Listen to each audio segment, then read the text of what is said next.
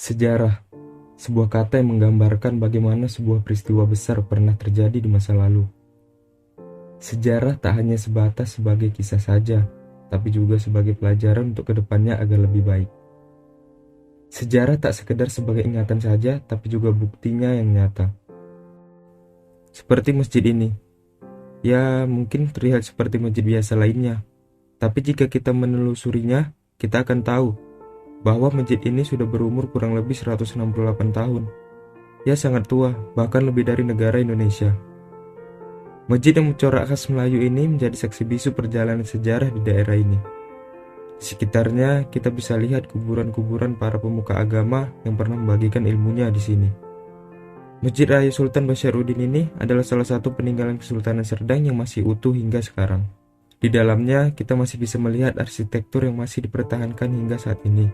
Juga beberapa benda ikonik yang umurnya sama dengan masjid ini seperti beduk dan mimbar imam yang juga berusia lebih dari 1,5 abad.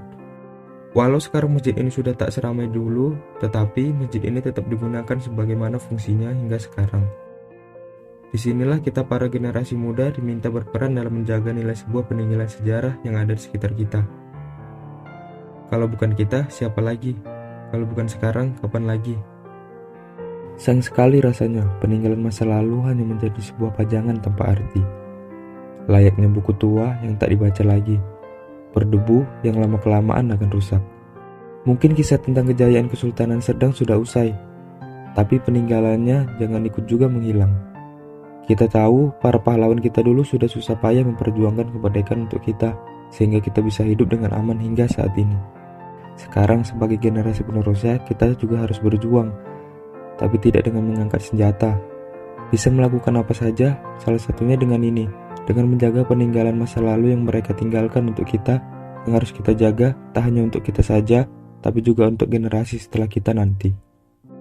Mengingatkan saya pada satu quotes yang dikatakan oleh Michael Crichton, "Jika kamu tidak tahu sejarah, maka kamu tidak tahu apa-apa. Kamu adalah daun yang tidak tahu bahwa kamu adalah bagian dari pohon."